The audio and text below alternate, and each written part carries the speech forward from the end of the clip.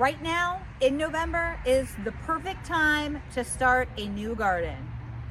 Here at Garden in Greece, we are developing the backyard homestead of our dreams, including vegetable gardens, food forests, and don't forget our wonderful chickens. Hey guys, welcome back to Garden in Greece. And today I want to talk with you guys about starting a new garden in fall. Well, it is the first week of November and we are in Pennsylvania, so it's pretty darn chilly. At night it's been in the 30s. It was 33 last night. And with the nights being cold like that, you wouldn't really be thinking about starting a new garden, but you should.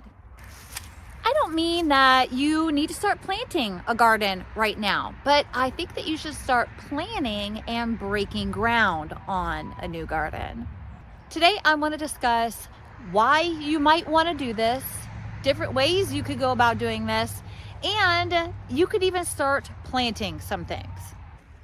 It's pretty sunny right now. I'm gonna put my shades on. All right, guys. So, do you hear that hawk?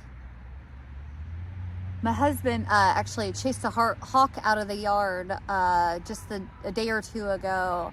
It was a little too close for comfort to the chickens. So he saved the day. Look at him.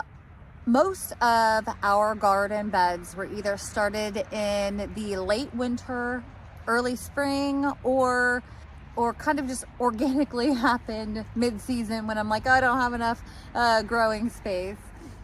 But if I had to do all of them all over again, I would have started them in late summer, anytime through fall. Why this is such a great idea is that whatever you're putting in that soil area, that garden area, and hopefully that'll be some type of compost, which we use just compost that we make here. And we also like to use manures. So anything from horse, alpaca, and chicken manures that are composted or aged. When you add that to the soil for your garden, whether you're adding it to a raised garden bed or an in-ground garden bed, you're feeding all of those microorganisms, all of the organisms that are going to break it down and actually make it into nutrients that plants can then uptake. So you're giving the soil an opportunity to create the most amazing growing medium for your plants. I keep getting distracted by the birds. This hawk is flying around and the birds are acting funky. Anyway, I'll stop being distracted. I'll try. Oh, hey guys, don't forget to subscribe if you haven't already. It is free for you and priceless for our little channel. Thank you. Now, I don't necessarily have a serious preference or anything against any way that someone would start a garden.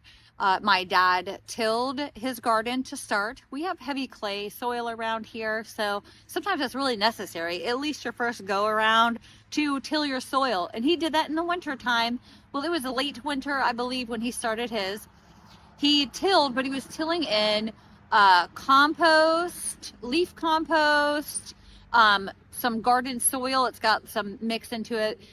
And which we get our garden soils like in truckloads from a local landscaping place.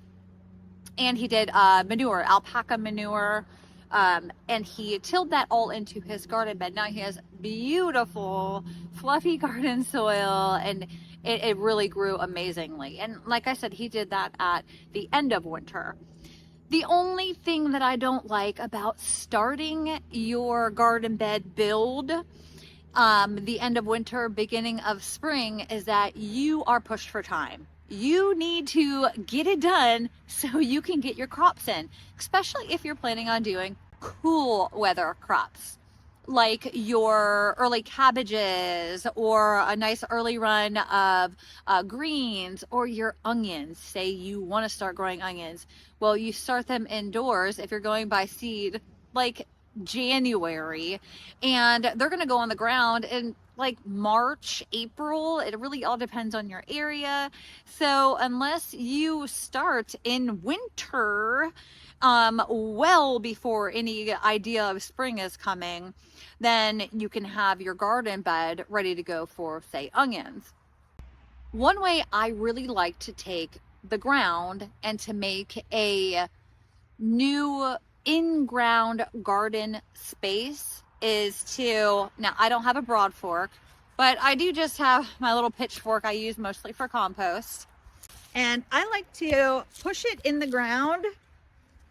I really like to get it down in the ground and tilt back. Usually I can get it back in further. Tilt back just to get some oxygen, air movement down in that clay soil. By doing this, I'm not tilling, but I am displacing some of the soil so that oxygen can get in there and rainwater can get down deeper into the soil. So when we do this, and then we put compost and manures and stuff over top of it, that can work down into the layers of the soil a lot better, because down in that soil, deep down in there is where the roots are going to go. So if you have compact soil, you really need to kind of open it up a little bit. So you can either till, or you could do something like this, or you can do raised beds and completely make your soil composition up as you want to. But no matter how you make your new garden this fall, make sure that you put a mulch layer over top of it, because we need to protect all those little microorganisms that are working so hard to make us great soil. I still have a bunch of piles of cut grass clippings, so we use grass clippings. We also have leaves, so it's the perfect time of year because you have all of these free resources still available. The leaves falling, most people put it to the curb. So our leaves, my dad's leaves on his property, neighbors that we know don't spray. And then I like to mow it over to mulch it up small, because I've done an experiment in 2 of my beds. I did one of them with mulched up leaves and the other one with just leaves not mulched at all. And the bed with the mulched leaves by spring had the most amazing soil. So it helped to insulate the soil, but then it also broke down into really great soil on its own. The bed that we didn't mulch the leaves and we just put whole leaves on top of it was very soggy. And in order to plant in it, I had to actually move all of the leaves off and let it dry up a little bit because it was so soggy. The other bed, I could literally just make little spaces and plant my plants right down in between the mulched up leaves that were actually, some were still kind of there on top, and some of it had already degraded down in the soil over winter really quickly. We do have our front cottage garden bed. It's a garden space, not just a bed.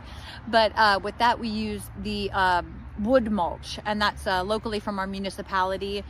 They take, and it is from other people's properties. We don't know if they use chemicals or not, but they do mulch the wood down. They also do leaf mulching, and you can have the free leaf mulch as well, which has been heated. Both are heated, like they're aged and heated and turned regularly by our township. So it's really good. We've used it in a lot of our beds, both the wood mulch and the leaf mold, like compost that they make out of it, and they're both really great. That front garden bed with the wood mulch that is not raised, it's just developed into our soil, is, I honestly think, the best bed that we have out of all of our garden beds, our garden spaces.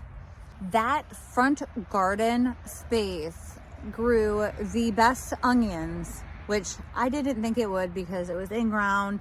And all I did for that garden, when I say all, it was still a lot of work, was I aerated the soil with my pitchfork all around. Like every 6 inches, I would stick it in, give it a wiggle, and tip back a little bit.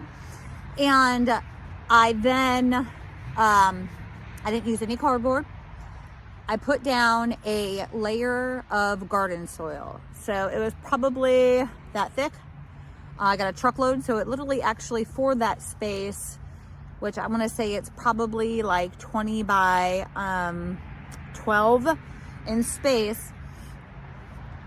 It was about a truckload of soil, and for us that was about under $40 for a truckload of garden soil.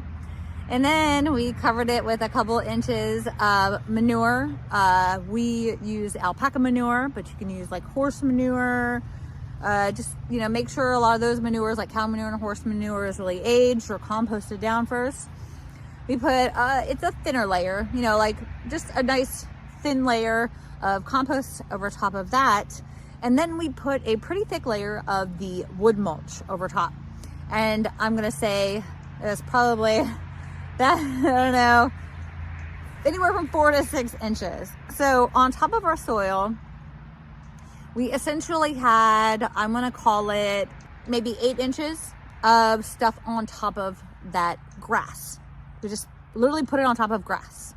I did go around the edge and edge up. I took a flat shovel and edged down around the edge and flipped the edges. So because that's where your grass and your weeds are gonna poke through, is right around the edge of your sidewalk. So we had sidewalk around it. So I edged that way and flipped over the edges for like that far away from the sidewalk all the way around. But then we really didn't have grass and weeds growing through that. That was a thick enough layer on top of the grass so that we didn't have anything growing through. So I'd like to jump in here and say that you can also use this as an opportunity to solarize a garden space, to tarp it off, pin it down so that no sunlight can get down to the grass or weeds that you have below, and you can kill off any grass and weeds that you have below instead of doing like a layering technique. And as for planting this time of year in a new garden, an existing garden, you want to extend a garden, this is actually a really awesome time of year to plant perennials. If you go to Lowe's, Home Depot, whatever big box stores, your local garden stores, they have them on clearance right now. So we were at one of the big box stores and it was 75% off for the perennials. So I didn't want to go crazy because I tend to, and I get more plants than I know what I'm going to do with. I needed to have a plan. I only got 3, but they're beautiful. And one of them I've been watching all year. Every time I see one at a garden center, I'm like, I really need that, but I don't need it, not for that price. And I ended up getting the Cheyenne Spirit Echinacea, the coneflower. I really love that. I have quite a few coneflower varieties. I love them. They're beautiful. I love that they're perennial and they spread really well. And then you can divide them up and give some to other people or move them to other gardens. Another really great thing that you can grow right now is garlic. It is like the time of year to get some garlic in the ground, depending where you live, how far you are in your winter. But the reality is as long as your ground isn't frozen solid, you can throw garlic in the ground. And that way we have our harvest. It's not our first, but it will be the first plant that we can grow for a harvest for next year. Planting perennials this time of year is really great because the soil is still warm and the roots can take hold a lot easier this time of year because they're not worried about growing their upper foliage as much. They're not putting their energy into everything above ground. They're putting it into the roots below. And with the soil being warm, but the temperatures being cool, perennials have a really great opportunity to take hold and look amazing next year. Changing your garden spaces this time of year is great too. I'm going to transplant some of these hostas to different areas and actually utilize this space for something else. I think will look better and grow better over here.